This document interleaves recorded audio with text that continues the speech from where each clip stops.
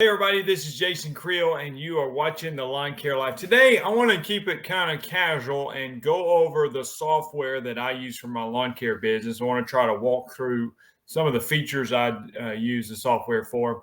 And if you've been a fan of the channel for a while, you may know that I use Yardbook. Yardbook is a sponsor of my channel, but I've been using Yardbook long before they became a sponsor of the channel. As a matter of fact, I've been using Yardbook for about I'm gonna say 7.5 years. So I think Yardbook's only about 9 years old. So been with them for a while, more than the majority of their lifespan. I love Yardbook. It's cloud-based, user-friendly. But what I thought I would do is kind of walk through some of the features of it so that you can see maybe you're looking for a lawn care software, maybe you use Yardbook. I can show you how I use it. Let me just go ahead and say, I don't use all the features that Yardbook has to offer. And I think this is probably the case with many people in the lawn care business that have a lawn care software, whether it be Yardbook or one of the other ones. We often don't use all the features that are there, but I use it in a way that works for me, okay? And it's probably not even the best way to use it. But they've got a lot of tutorials and things on the Yardbook website, videos and things that can help you if you want to learn how to do something that I don't show you in this video. But I thought I could at least go over the basics and introduce you to it. Now, I'm going to try to do this without showing you all my customers' data and things like that, because that's going to be very important for me. So just understand that that's one of my goals. So what I'm going to do is I'm going to share my screen. Okay, so this is the Yardbook. Once you get logged in, now if you don't have an account, you just go, you can sign up for a free account or they have a paid account. Now, my understanding, you may have to confirm all this, but if you sign up for the free account, Yardbook charges you an extra 1% on credit card transactions. So they're going to make some money off the credit card more than they normally would. So in that situation, you got to know whether that makes sense financially for you. If you're very small and you don't have very many customers, then you may go with the free account and just pay the extra 1%. After a while, if you're getting thousands and thousands of dollars coming in on credit card transactions, it would make sense just to pay for the Yardbook account if you want the better features and you don't want to pay that extra 1%, because at some point that 1% is going to add up to more than the monthly fee that they would charge you. So if you go to your dashboard here, as you can see my screen, I hope it all is showing up for you. You can see here agent invoicing. Now this is something I really tried to nip in the bud with my business by adding credit card on files, things like that, and getting rid of all the late paying. So over 90 days, 0. Love to see that. Over 60 days, these are past due invoices. Over 60 days, 0. Now I do have 3 that are over 30 days, but that 3 is not terrible. When I look down there and it's 40, that makes me mad. Okay, so I've been able to do a lot with that. So here's your dashboard. You got all these reports, customer report, invoice report, payment report. You can see all these. Again, I don't use all these. I do look at some of these from time to time.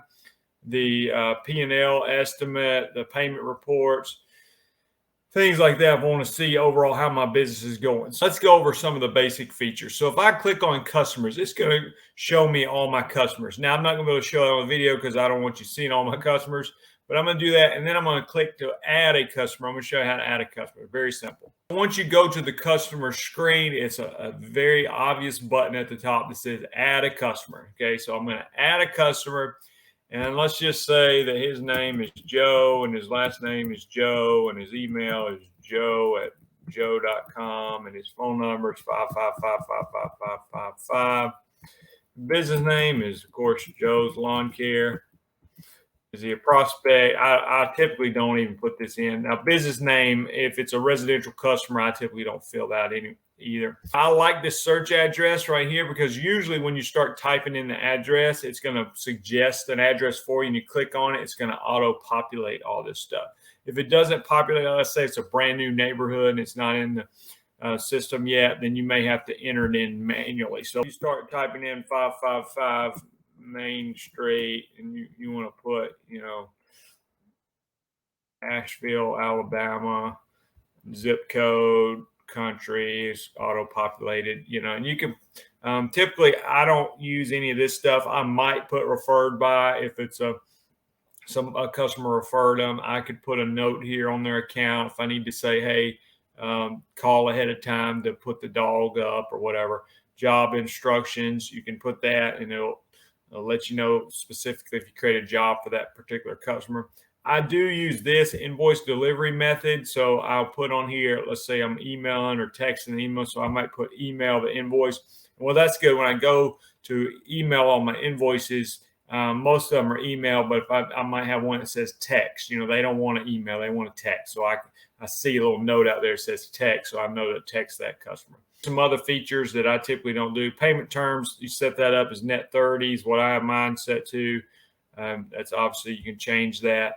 Automatically emails the customer when jobs completed. Disable payment reminders. So it has a payment reminder feature on Yardbook that I use, and you go to set that up, and I can put on there an email that's going to go how many ever days past the invoice is due. So let's say the invoice is due within 30 days. After 32 days, they're going to get an email that says, hey, this is a friendly automated reminder from our system, just letting you know that we haven't received your payment yet.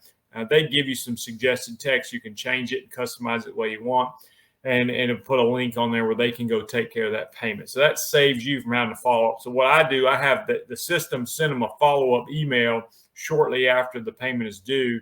And if I don't get paid then, and it's almost time to do their next service at that point, then I have to send them a text message and follow up with them that way. But obviously, even better than that is getting their credit card on file where I don't have to deal with that. And the price, I don't put the price in here, though you obviously can. So anyway, once you get the customer set up, I can go to save. Please review the problems below. What I do wrong? Oh, I didn't put a zip code in. And so their zip code, of course, is 555555. All right, we're going to save that customer, JoJo. He's a great guy. JoJo from Joe's Lawn Care and joe@joe.com. Now, this is what I do from this point. Now, if I want to add a credit card on file at any point in the time, I can search for Joe up here in this little search bar, and it's going to, give me suggestions of all the people named Joe. And I can click on Joe, and it'll bring me to this screen. Okay, you can also find him from the customer screen. This gives you all his information. And from here, if I want to add a credit card on file, boom, I can take the credit card over the phone from Joe and enter it in manually, or I can send a credit card on file on link. So I've got his email. I click this, it's going to email him a secure link, and then I'll get an email that says, hey, Joe just added a credit card on file. So that's handy to have. Back to Joe's page here. It's going to give you all his history here. You can even click on this timeline button, which is pretty cool. Sometimes I'll use this. So it shows I created the property. It'll show you when you send them emails. It'll show you when they've had an invoice created. It'll show you when you receive payment. It gives you a lot of information about the timeline. So you can see here, sometimes if you had a customer for years, and if I'm having a customer in my mind, I'm thinking this customer keeps paying late. Well, I can go to this timeline. I can see all their payments from the time the invoice was created. And I see, yeah, that guy's constantly paying me 6 weeks late. I need to get a card on file for him. So the timeline's a good thing to use. Again, we went over adding a credit card on file. Here, one of the things I do, and this is very important for weed control and fertilization, because think about the lawn size here. I don't do a lot with the mulch quantity. Let's say that his lawn size is 5,700 square feet, okay, and his price is going to be $64, okay. Then I'm going to put that in here. What that does is at the end of the day, at any point in time, I might need to know how much fertilizer I need to fertilize everybody's yard, or maybe from a mowing standpoint, it's not as important. But this can help you to see if there's some properties that you're mowing or fertilizing where you're underpriced or maybe even overpriced, but you can see the lawn size and what you're pricing at. If I order fertilizer and I know how far a bag of fertilizer will go, well, I can see how many total square feet I have for all my properties, and then I'll know how many bags of fertilizer I need to order to cover the square footage of all my properties. And here you got billing summary. You got, if you want to do an estimate, invoices, payments, things like that. So let me show you how I would do it. So again, I would probably send them the credit card on file link, and I wanted to get them in the system with a credit card on file, preferably. But now what I do, and I don't think this is exactly best case scenario, but I'm just showing you how I do it, okay? What I do typically is I create invoices for that particular day. Now, one of the great things about Yardbook and a lot of softwares, you can create recurring invoices. So let's say that you're mowing somebody's grass every Thursday. We'll set it up for a recurring job that's going to happen every Thursday, a recurring invoice, and it's going to automate a lot of things for you. Now, me doing weed control and fertilization is not always on an exact schedule. I'm doing 7 applications per year, and they're roughly every 6 to 8 weeks apart, but it's not always perfectly laid out on a calendar. So when I go to invoices, again, it's going to show you a bunch of my customers' information, so I'm not going to do that. But it's going to show a lot of invoices, and I have kind of a standard invoice made for each application. So let's say on the first application, my description on my invoice says something like, today we applied a pre and post emergent application.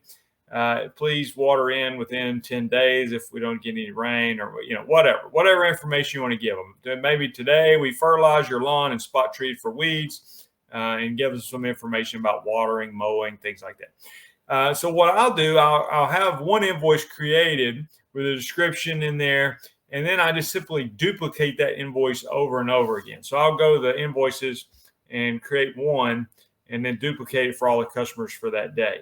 So let me show you if I can demonstrate. I don't typically go to this page to create an invoice. I'll just go straight to the invoices page. But in this situation, I can go to Joe.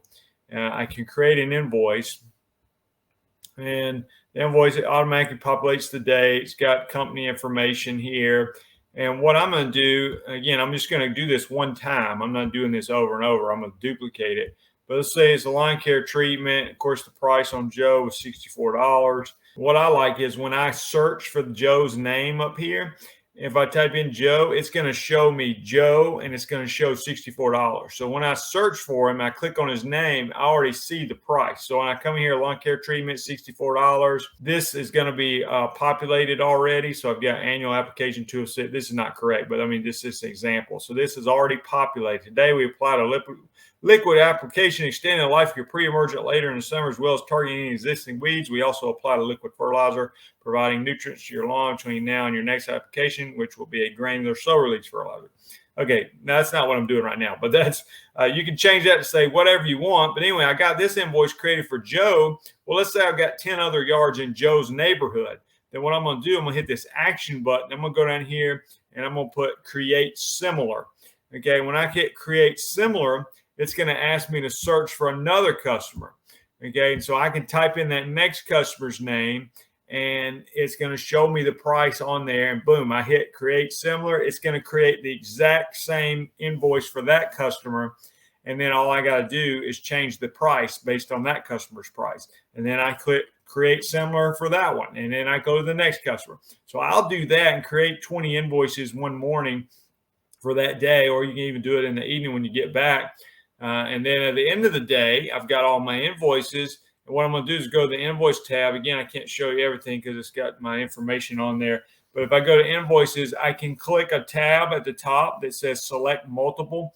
And I can go down through there and check box all these invoices and email them out to all those customers with just a few clicks. So it sends a mass email. So before that, I'll go ahead and charge the card on file for all of them to have a card on file. Then I'll send them all their emails as receipts. So that's how it works. Yardbook has done a lot of improvements on their chemical applications to try to help you be able to set up the chemicals you're regularly using, adding records and things like that. Some states require more record keeping than others. I think pretty much every state is going to require you to keep some sort of records of what you're spraying on the lawns.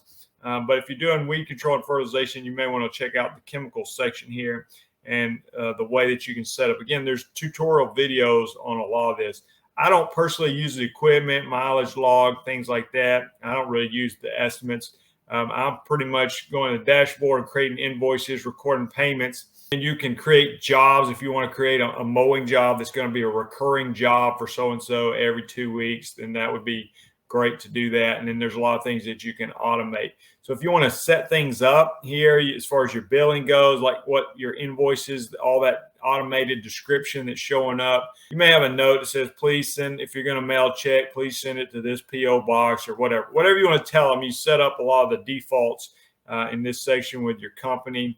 you want to get it set up through the credit card processing as through Stripe, which is a big credit card processing company. So I've got that set up. So what I like about having a credit card, yeah, there's some fees involved, but they click on the link that comes on their email or text message, and it automatically marks the invoices paid in the system. Where if I receive a check, I've got to go to the post office, get the check, bring it home, record it in the system as a payment, and then let me just actually demonstrate that. Joe's invoice is $64. So I can look up Joe in the search bar, which is what I often do, or I may just go to invoices and I can see all my invoices. Now I want to record Joe's payment. Now, if he's paid with a credit card, it's automatically going to take care of all that for me. It's just going to mark it as paid. He's paid. Everything's good to go.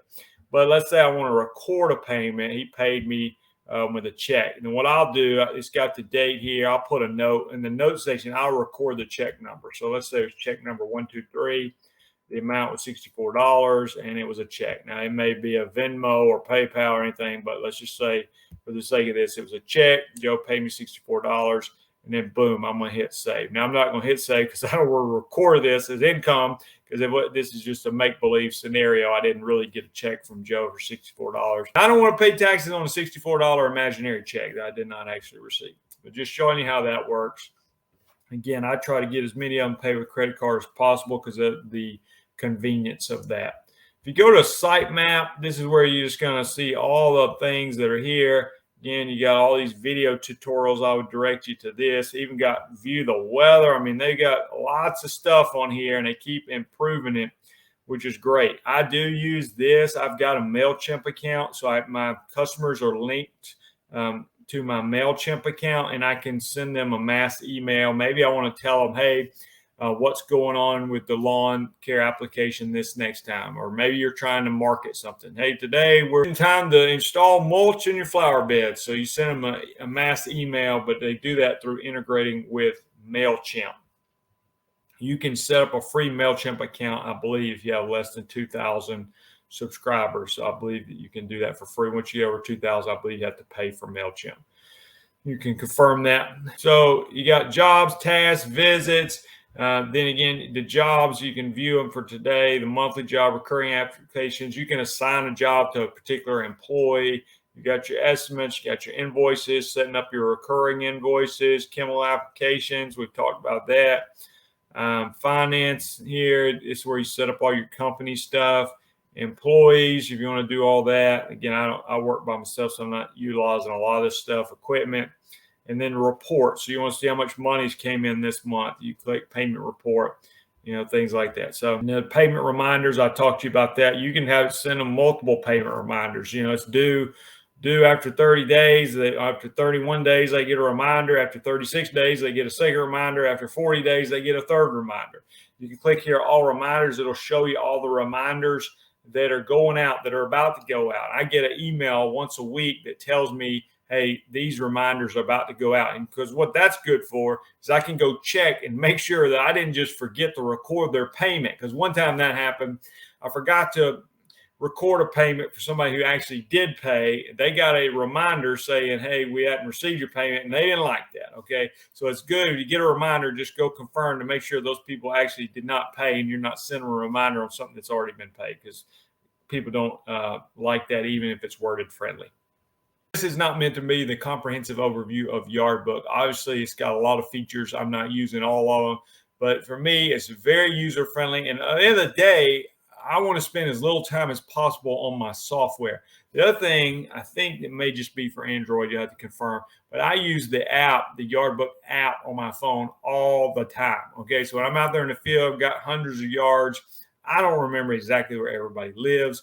And so I go in there, I pull them up in the app. Maybe I need to send them a quick text message. I don't have all their contacts in my phone, but I have them in the app. Okay. So I pull it up. I can text them on the app. I can pull up their address on the app and click on it, and it goes to Google Maps. It takes me right there. So I'm using the Yardbook app a lot. Maybe you guys are looking for a software or looking to get in a lawn care business. I would encourage you to at least give Yardbook a try, see if you like it. If you want to leave a comment below with questions, maybe other people have comments, things that they like about Yardbook, maybe some constructive criticism, how they can improve Yardbook. I know those guys are working hard. to continue to make the software better and better. Appreciate you guys watching the video. Appreciate Yardbook sponsoring the channel. The sponsors on our channel definitely help make life easier on us YouTubers so we can continue to provide content for you. We'll see you guys in the next video.